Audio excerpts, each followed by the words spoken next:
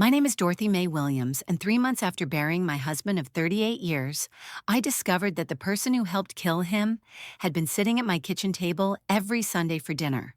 I'm 64 years old, and I live right here in Memphis, Tennessee, in the same city where B.B. King first played his blues and where Dr. King took his last breath.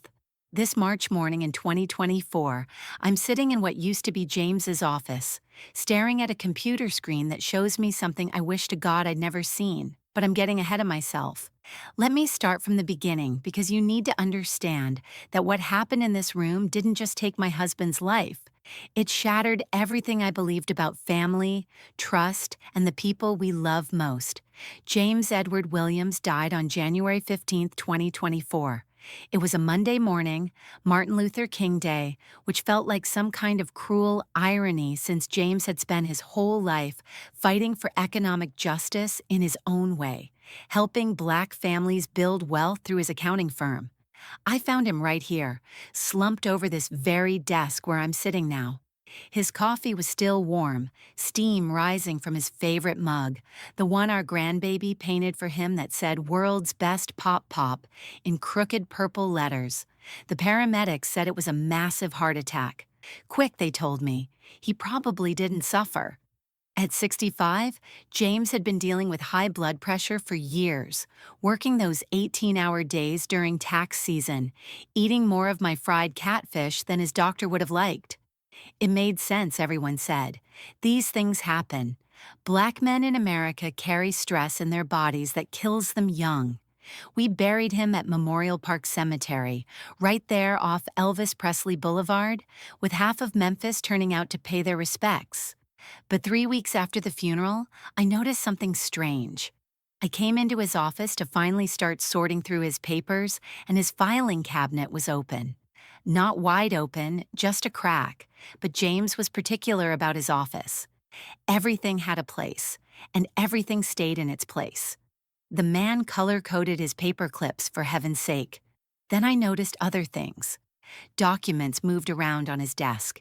His computer mouse on the left side when James was right-handed. Little things that anyone else might not notice. But after 38 years of marriage, you know your husband's habits like you know your own heartbeat. At first, I thought maybe it was Marcus, our son, looking for insurance papers or bank documents. But when I asked him, he said he hadn't been in the office since the day his daddy died. Our daughter Denise lived in Atlanta and hadn't been back since the funeral. The only other person with a key was my younger sister, Charlene, but she'd been nothing but supportive, bringing over casseroles, helping with the obituary, crying harder than anybody at the funeral. If you're watching this from anywhere in America, leave a comment about where you're from. This old heart needs to know I'm not alone in this pain, because what I discovered next changed everything I thought I knew about the people I loved. 2 more times I found things disturbed. Once, James's special locked drawer where he kept important documents was scratched around the lock, like someone had been trying to pick it. Another time, I could smell perfume in the office, not mine, but something expensive and familiar that I couldn't quite place. I started locking the office door, but somehow things still kept moving. That's when I decided to install a camera. It was a tiny thing, no bigger than a button, that my nephew, who works in security, helped me set up. It connected right to my phone so I could watch from anywhere. I felt guilty doing it, like I was violating James's privacy even in death. But something in my spirit, that same intuition that saved me countless times as a nurse at Methodist Hospital for 35 years, told me I needed to know what was happening in that room. For 2 weeks, nothing. The camera showed an empty office, dust motes floating in the afternoon sun that came through the window facing our backyard where James had planted tomatoes last spring that were still growing without him. Then, on March 3rd at 2:17 in the morning, I got a notification on my phone. Motion detected. I was in bed, couldn't sleep anyway, hadn't slept well since James passed. I opened the app with shaking fingers, and there she was. My baby sister Charlene, using her key to slip into my house like a thief in the night. But it was what she did next that made my blood run cold. She went straight to James's computer, typed in his password without hesitation, and began searching through his files with the determination of someone who knew exactly what they were looking for. She pulled out document after document, photographing them with her phone. Then she moved to his filing cabinet, to that locked drawer I'd found scratched, and pulled out a key I didn't even know existed. Inside that drawer were papers I'd never seen, insurance documents, bank statements, and investment accounts. She sorted through them like she was shopping at Goldsmith's department store, taking some, leaving others. And then she made a phone call, right there in my dead husband's office at 2:47 in the morning. "I found them," she said to whoever was on the other end. "The old fool never changed the beneficiary. It's still in my name. All of it." The old fool. She called my James, the man who paid for her college education, who bailed her out of every failed business venture, who treated her like his own sister for nearly 4 decades, an old fool. I sat up in bed, my chest tight, struggling to breathe like I was the one having a heart attack. This woman who had cried in my arms at the funeral, who had held my hand through the worst days of my life, who had helped raise my children and called them her babies, was in my house stealing from my dead husband. The camera kept recording as she went through more papers, and what she said next made me run to the bathroom and lose everything I'd managed to eat that day. But I can't tell you that part yet, not until you understand the whole story. See, Memphis is a city built on blues and barbecue, on church folks and Beale Street, on the mighty Mississippi, and memories both sweet and bitter. We're people who know how to hold our families close, how to make a dollar stretch, how to praise the Lord on Sunday and fight the devil Monday through Saturday. My mama used to say that in Memphis, your family is your fortress, and blood is thicker than muddy river water. But to understand why seeing my baby sister in that office broke my heart worse than losing James, you need to know how we all started. 3 people who once loved each other more than life itself. I was born Dorothy Mae Johnson on August 4, 1960 in Orange Mound, the first black neighborhood built by black people for black people in Memphis. My daddy, Robert Johnson, worked the night shift at the Firestone plant on South Hollywood, coming home every morning covered in rubber dust that Mama would shake out of his clothes on the back porch. Mama Esther Johnson was a seamstress who could make magic with a Singer sewing machine and determination. She made all our church dresses and altar clothes for half the neighborhood, charging just enough to keep the lights on when Daddy's check ran thin. Our little house on Carnes Avenue wasn't much to look at. White clapboard with a front porch that leaned slightly to the left, but it was ours. The smell of Mama's cornbread and collard greens would drift through those rooms every Sunday, mixing with the sound of Sam Cooke on the record player and Daddy's deep laugh when his friends came over to play dominoes. Charlene came along on December 10, 1965, when I was 5 years old. I remember Mama letting me hold her for the first time, this tiny thing wrapped in a yellow blanket Mama had sewn herself. "This is your baby sister," Mama told me. "You gotta look after her always, you hear me? Sisters take care of each other." And Lord, did I take that seriously. When Charlene took her first steps, it was toward me. When she had nightmares, she'd crawl into my bed, her little body trembling until I sang her the same hymns Mama sang to us. When the bigger kids at Melrose Elementary tried to take her lunch money, I stood between them and her, all knobby knees and fierce determination, ready to fight anybody who messed with my baby sister.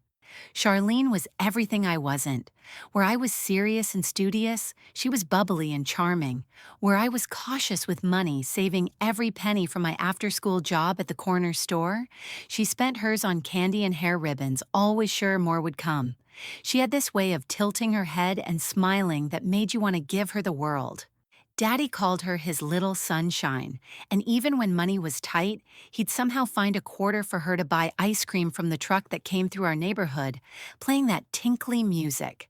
I met James Edward Williams on June 23, 1979 at a church social at Claiborne Temple. I was 19, fresh out of nursing school at Methodist Hospital, proud of my new white uniform and my first real paycheck. The church was hosting a career fair for young Black professionals, and there was James, 21 years old, standing behind a table with a handmade sign that said, Williams Accounting Services, Building Wealth in Our Community. He wasn't the finest man there, not with his thick glasses and his shirt buttoned all the way up to his neck in the Memphis heat. But when he started talking about compound interest and generational wealth, his whole face lit up. He had this vision, you see, of Black folks not just surviving, but thriving, not just working, but owning, not just spending, but investing. He spoke with his hands, drawing invisible charts in the air, his passion making everyone lean in closer. Charlene was with me that day, 14 years old and already turning heads in her pink sundress that Mama had made special for the occasion. When I introduced her to James, she looked him up and down and said, "You're going to marry my sister, aren't you?" Just like that, bold as brass. James turned about 3 shades darker, stammering something about being pleased to meet her. But Charlene just laughed. "I like him, Dot. He's different from those smooth-talking boys you usually bring around." Our first date was at the Peabody Hotel downtown watching the ducks march through the lobby. James wore his Sunday suit and brought me daisies from his mama's garden. We talked for hours about our dreams. He wanted to open his own firm, help Black families build wealth. I wanted to be a head nurse, maybe run my own clinic one day. We both wanted to change our community from the inside out. Charlene appointed herself our unofficial chaperone, insisting on coming with us to the movies, to dinner at the Four-Way restaurant on Mississippi Boulevard, even to prayer meeting on Wednesday nights. James never minded. He'd buy her popcorn, help her with her algebra homework, tell her stories about accounting like they were fairy tales. "See, Charlene," he'd say, "money is like seeds. You plant them right, water them with patience, and they grow into something beautiful." We married on April 3, 1982 at Mount Olive CME Church, with 150 people packed into those old wooden pews. Charlene was my maid of honor, 16 years old and radiant in lavender taffeta. When James slipped that ring on my finger, I saw Charlene crying harder than Mama, like she was gaining a brother instead of losing a sister. At the reception in the church basement, she made a toast that had everyone reaching for their handkerchiefs. "God gave me the best sister in the world," she said, "and now he's giving me the best brother too."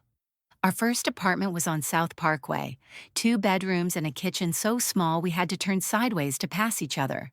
But James made it feel like a palace. He'd bring home flowers every Friday, cook breakfast every Sunday morning before church, slow dance with me in that tiny living room to Al Green records. Charlene had her own key and would show up with her textbooks, sprawling on our secondhand couch while James helped her with her homework. Those Sunday dinners became our tradition. Mama and Daddy would come over after church, and I'd cook the recipes Mama taught me: smothered chicken, candied yams, mac and cheese that would have you speaking in tongues. Charlene would set the table with the good plates we got as wedding gifts. James would say grace, and we'd eat until we couldn't move, then sit on our little balcony watching the sun set over Memphis.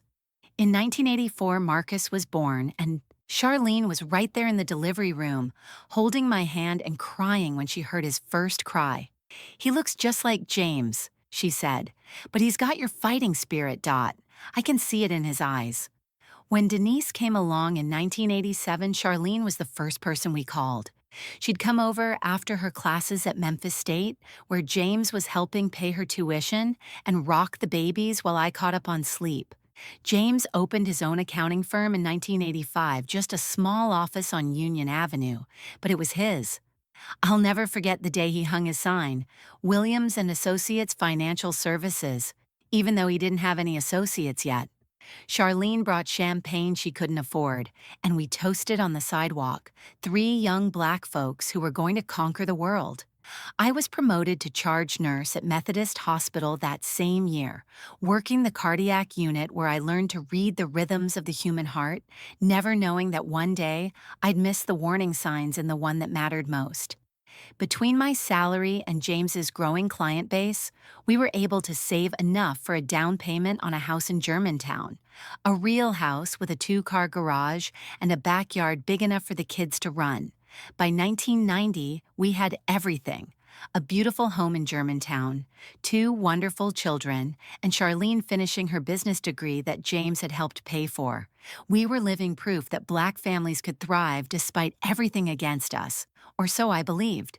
The 1990s rolled into Memphis like a promise kept. By 1995, James had 15 employees at Williams and Associates, their desks filling up that Union Avenue office until he had to lease the whole second floor. I'd become head nurse of the cardiac unit at Methodist Hospital, managing a team of 20 nurses and earning more money than my daddy ever dreamed of. Marcus was 11, already showing his father's head for numbers, and Denise, at 8, was reading 3 grades above her level. We'd moved to a bigger house in Germantown, 5 bedrooms with columns out front like something from a magazine. James had his home office with leather chairs that smelled like success.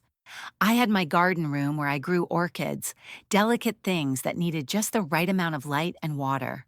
Sunday dinners moved to our formal dining room, where Mama would run her weathered hands over the mahogany table and whisper, "Lord, look what you've done for my babies." Charlene graduated from Memphis State in 1991 with her business degree, and we threw her a party that cost more than my wedding. She stood in our backyard, champagne glass raised, promising she was going to make us all proud. "Watch me fly," she said, and James led the applause, his face beaming like she was his own sister. But Charlene's wings seemed to be made of wax. Her first business venture was a clothing store in Cooper Young, trendy clothes for professional Black women. The grand opening in 1992 was beautiful, with a jazz quartet and shrimp cocktails, everyone saying Charlene had finally found her calling. 6 months later, she was behind on rent. James wrote a check. Just to get her through the rough patch, he told me, though I noticed he didn't say the amount. The store closed in 1994. Charlene cried at our kitchen table while James patted her shoulder, telling her that failure was just education in disguise. She moved on to selling Mary Kay, then insurance, then real estate. Each venture started with enthusiasm and ended with James's checkbook coming out. I started keeping track in my head.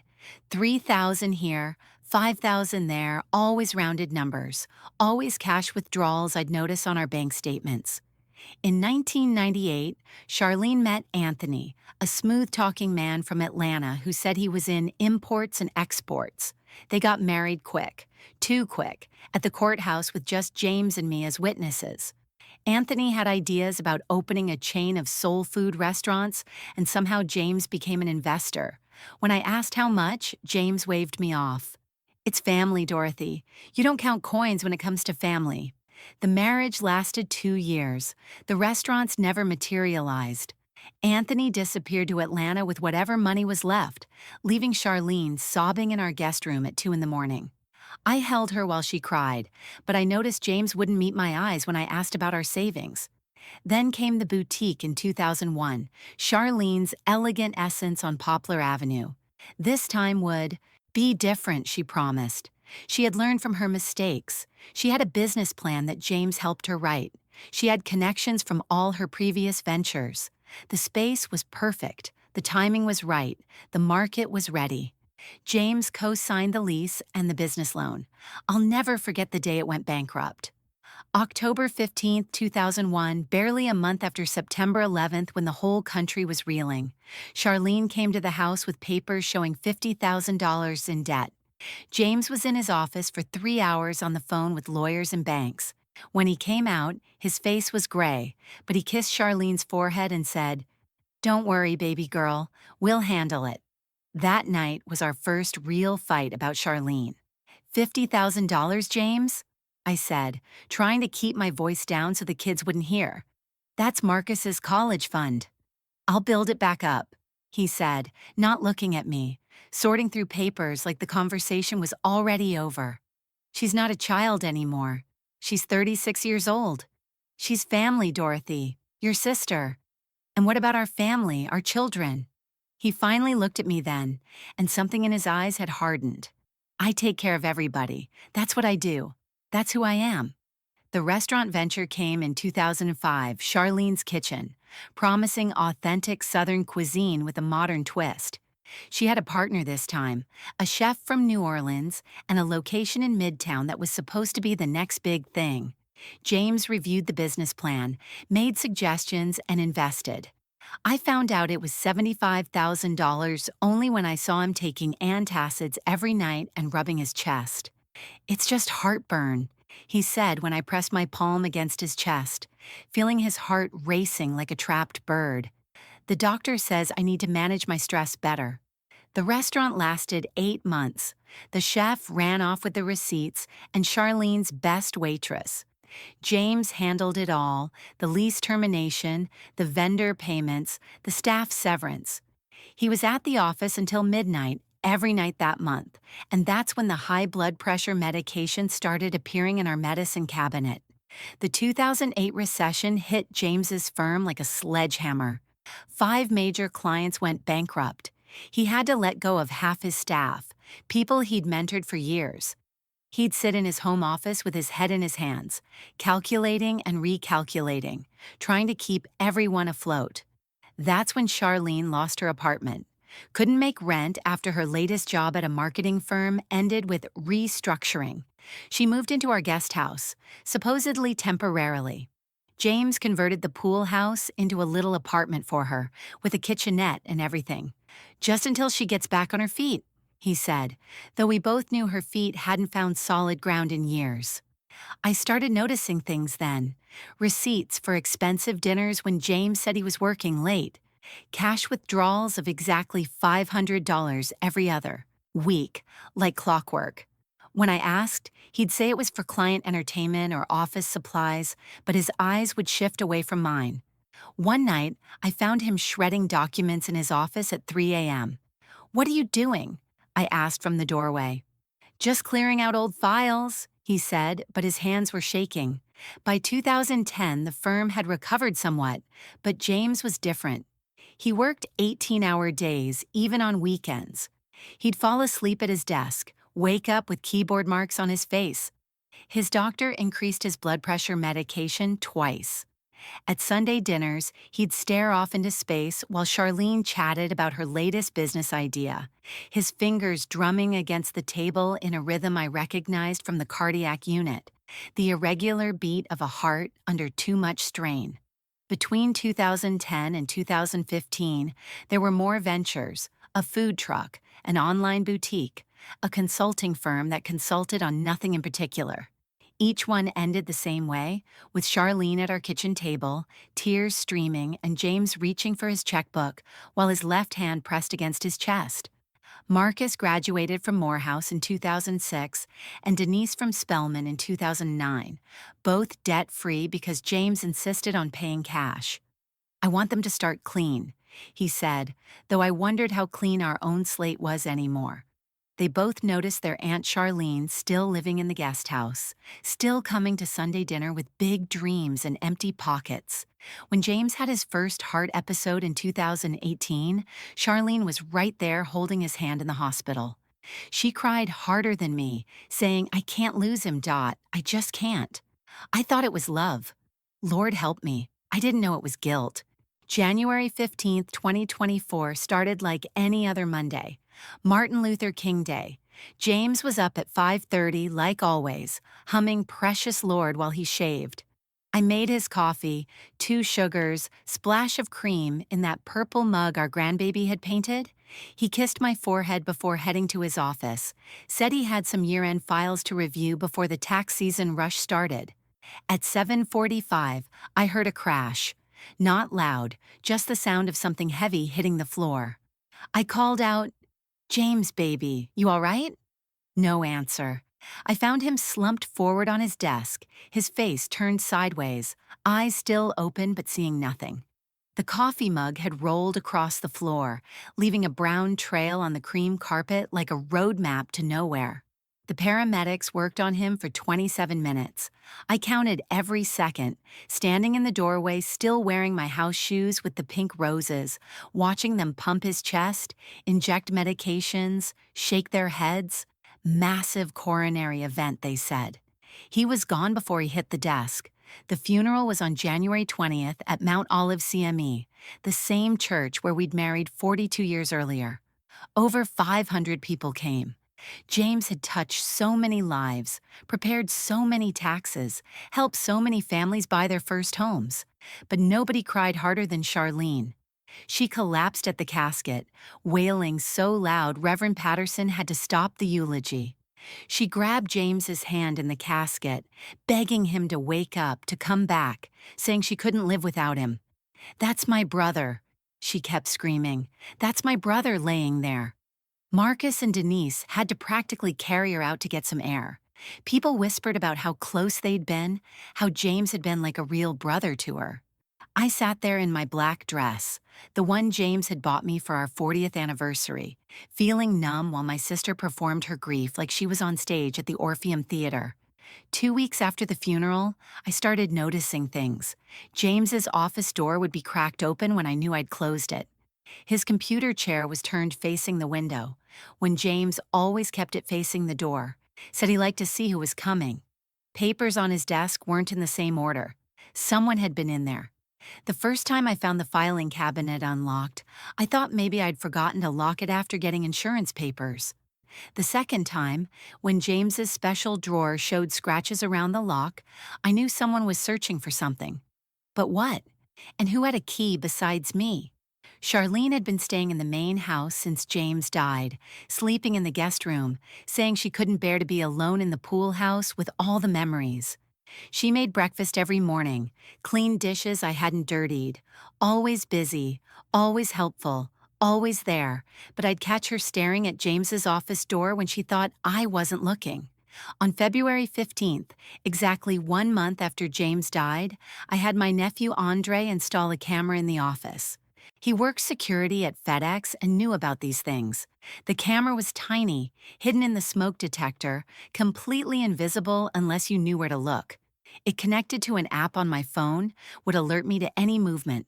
For 2 weeks, nothing.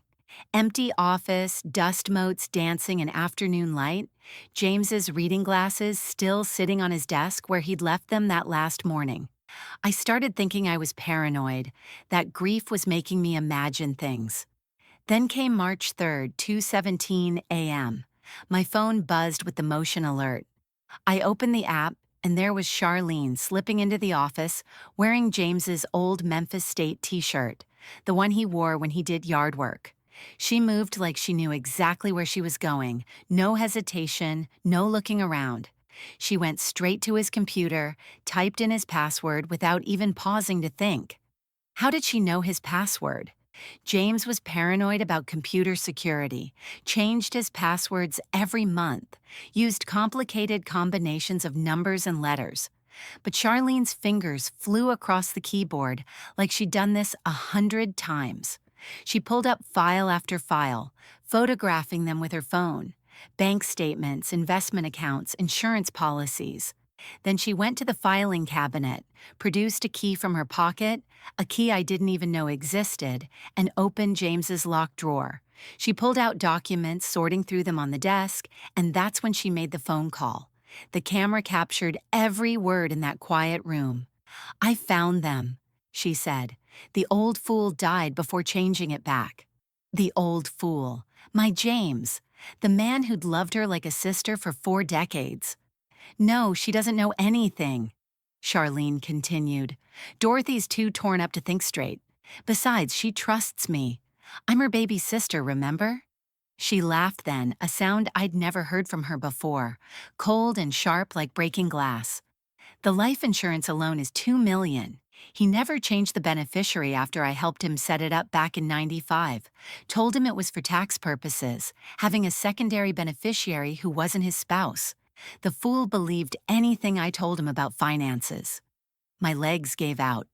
I sat on the bedroom floor, phone shaking in my hands, watching my sister rifle through my husband's life's work like she was shopping at a yard sale. She found what she was looking for in a hollowed out book on the shelf, a fake leather bound volume of Tennessee laws that opened to reveal more documents, insurance policies I'd never seen, investment accounts I didn't know existed.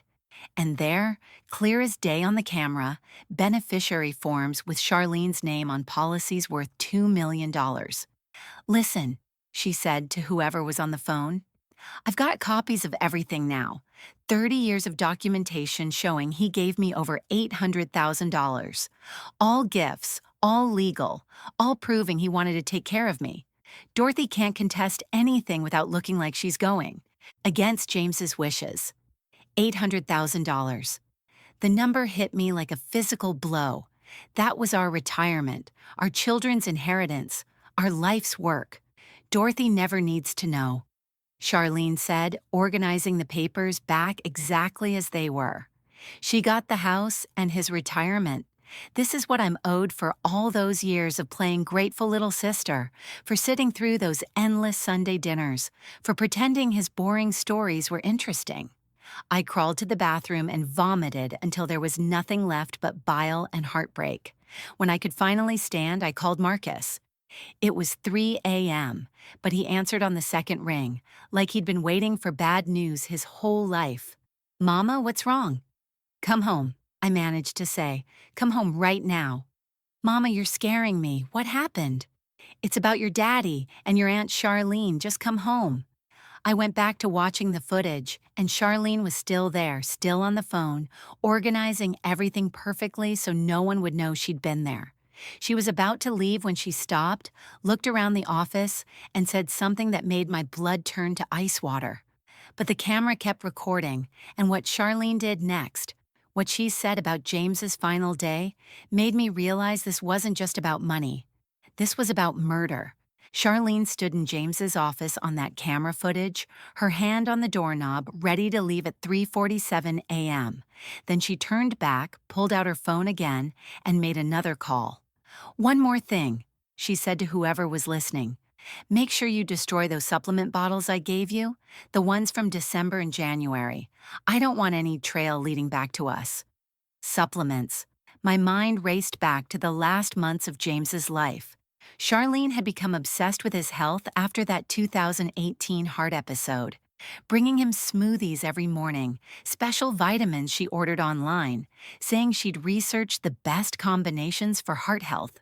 He took them right up until the end. Charlene continued on the footage.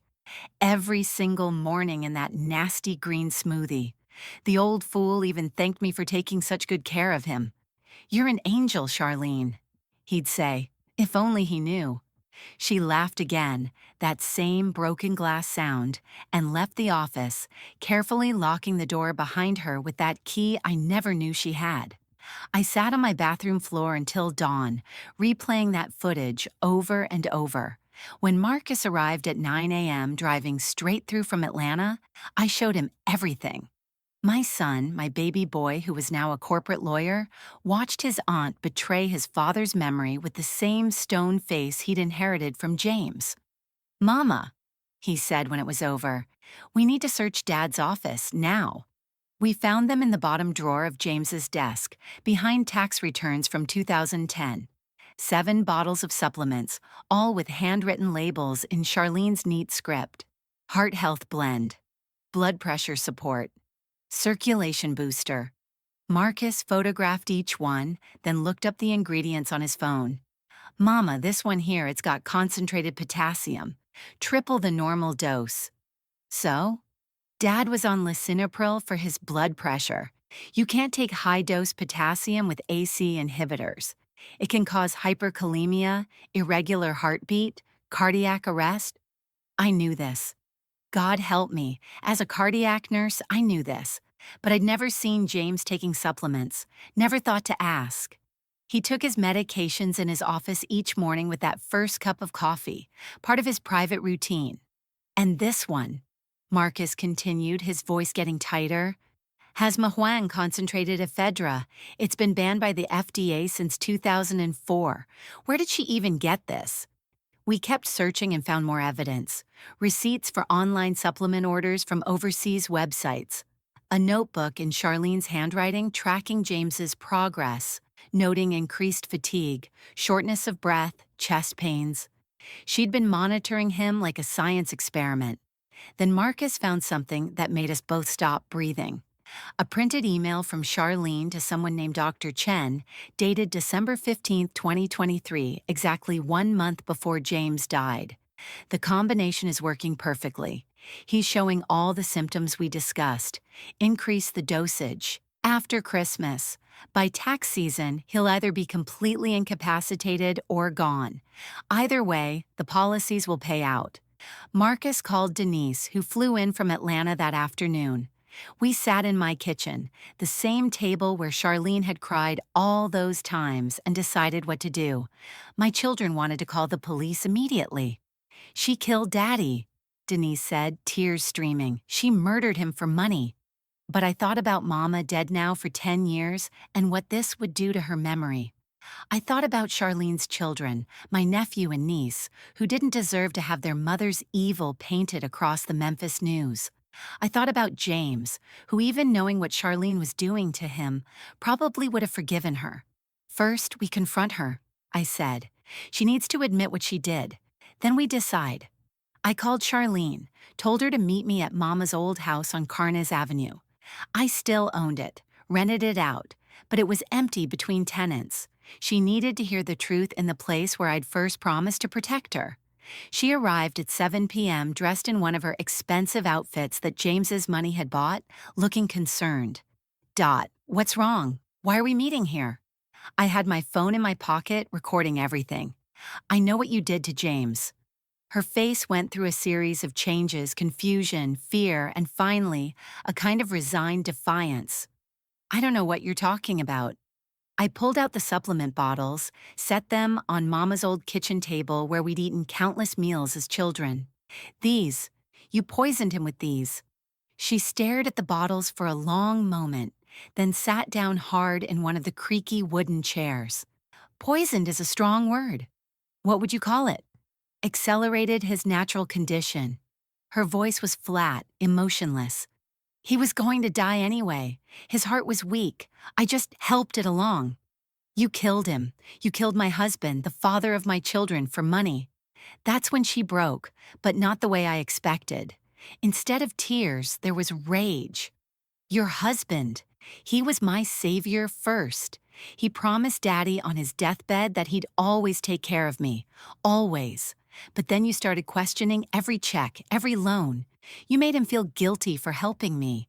You turned him against me. Charlene, he gave you $800,000. And he had millions, millions, Dorothy. You lived in that big house, took vacations, sent your kids to private colleges, while I scraped by on whatever crumbs James could sneak me behind your back. Behind my back? You think all those late nights were work? Half the time he was meeting me, giving me cash you wouldn't know about, helping me with my bills. He knew you'd blow up if you found out how much he was really helping me. The truth of it hit me like a slap. All those years, James and Charlene had been conspiring, not in romance, but in financial deception. He'd been hiding money from me to give to her, and she'd been manipulating his guilt to get it. He was tired, Charlene continued. So tired of being caught between us. The supplements were supposed to just make him weak enough to retire, to need care. I figured if he was sick, really sick, he'd change his will completely, leave me what I deserved. I never meant for him to die. But he did die. You killed him. The dosage was wrong. Dr. Chen said it would take months, but James's heart was weaker than we thought. That morning, he must have had a reaction. Dr. Chen, who is Dr. Chen? Someone who helps people in my situation. Women who've been promised things that might not come through. For a fee, he provides solutions. I stared at my baby sister, the girl I'd taught to tie her shoes, whose homework I'd checked, whose tears I'd dried. She wasn't crying now. She looked tired, deflated like a balloon with all the air let out. "It wasn't supposed to happen like this," she said. "I loved James. In my way, I really did love him. He was the only man who ever really took care of me. He was my husband. And I was his responsibility first. Daddy made him promise. You just happened to come along and complicate everything. The poison of her words was worse than anything she'd put in James's smoothies. 38 years of marriage reduced to a complication. I looked at my baby sister, the girl I'd protected from bullies, whose wedding I'd paid for, whose children called me Auntie Dot. And I had to decide, do I send her to prison or do I let her live with what she's done? I stood in Mama's old kitchen on Carnes Avenue, looking at my sister slumped in that wooden chair, and I heard Mama's voice clear as if she was standing right beside me. Sisters take care of each other, Dorothy May, even when they don't deserve it. Marcus and Denise were waiting in the car outside, ready to call the Memphis Police Department at my word. One phone call, and Charlene would be in handcuffs before the sun finished setting. The evidence was overwhelming. The emails, the supplements, the recorded confession. She'd face murder charges, spend the rest of her life in prison. Get up, I told her. We're going to handle this my way. Back at my house with Marcus and Denise present as witnesses, I laid out my terms. Charlene sat across from me at the dining room table where she'd eaten hundreds of Sunday dinners, her face gray as old dishwater. You're gonna forfeit every penny of that insurance money, I said, my voice steady as my hands when I used to insert IVs. All $2 million will go into a memorial fund in James's name. She started to protest, but Marcus cut her off. You're lucky Mama's not pressing charges. Take the deal, Aunt Charlene, or I'll personally make sure you're prosecuted to the fullest extent of the law. The James Edward Williams Memorial Scholarship, I continued, will help young Black students from Orange Mound and North Memphis pursue accounting degrees. Every year, some child who reminds me of the man James used to be, before the stress of carrying everyone broke his heart, will get a chance at education. Charlene's shoulders shook, but no tears came. She'd use them all up at the funeral, performing grief she didn't really feel. You'll leave Memphis within 30 days.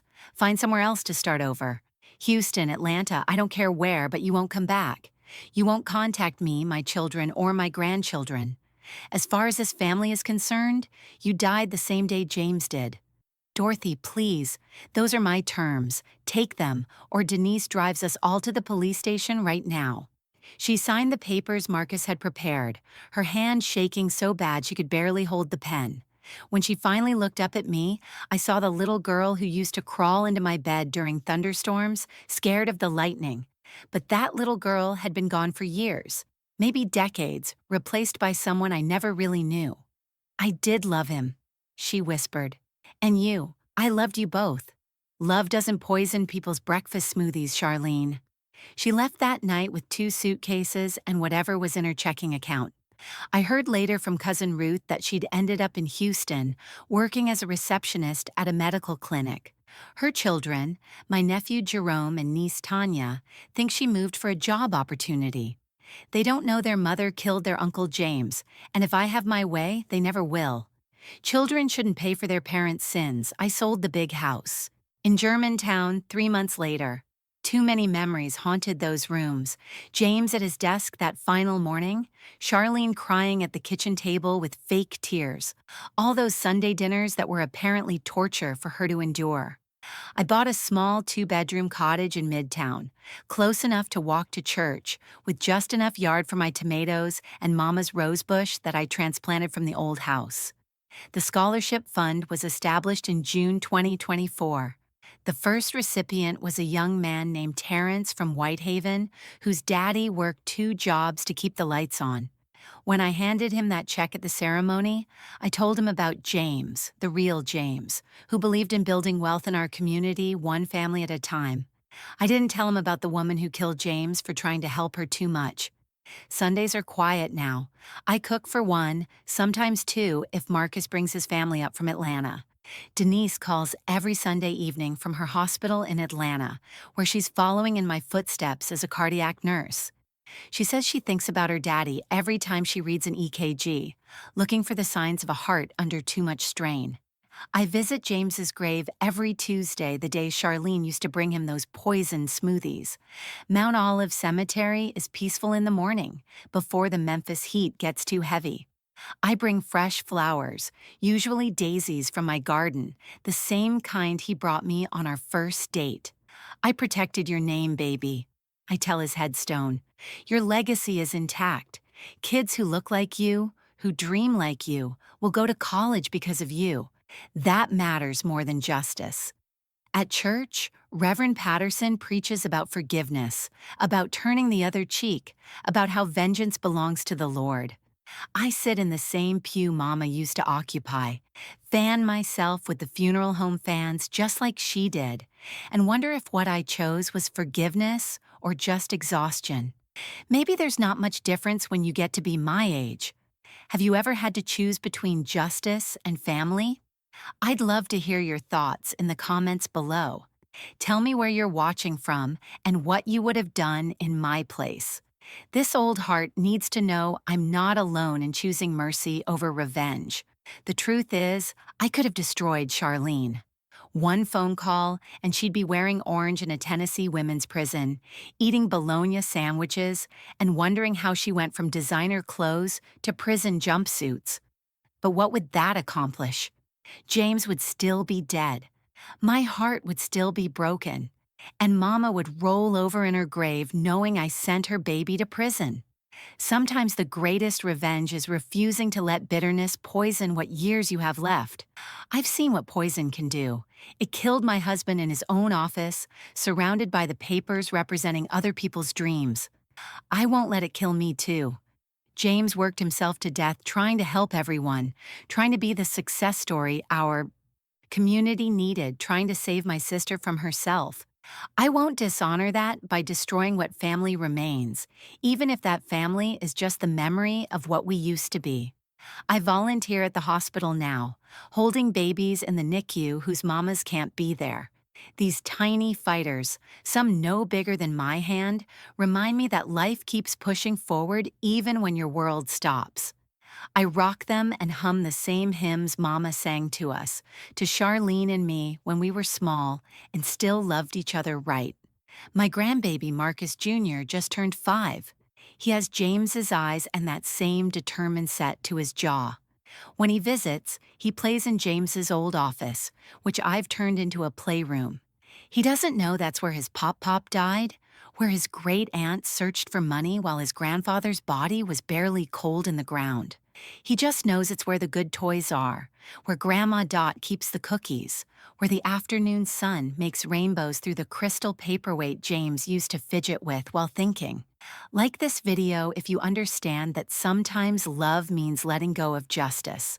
Subscribe to hear more stories from this old heart that's been broken but keeps beating anyway. And remember, the people who hurt us most are often the ones we trusted most. But that doesn't mean we stop trusting. It means we trust more wisely. Every morning I make my coffee in that purple mug, the one with "World's Best Pop Pop" painted in crooked letters. I sit on my little porch in Midtown, watch the world wake up, and think about the strange mathematics of love and betrayal. $800,000 over 30 years, $2 million in insurance, one dead husband, one exiled sister, and somehow I'm supposed to make that equal peace. My name is Dorothy Mae Williams. I'm 64 years old. I lost my husband to my sister's greed, but I refused to lose my soul to hate. And that, dear hearts, is how you really win.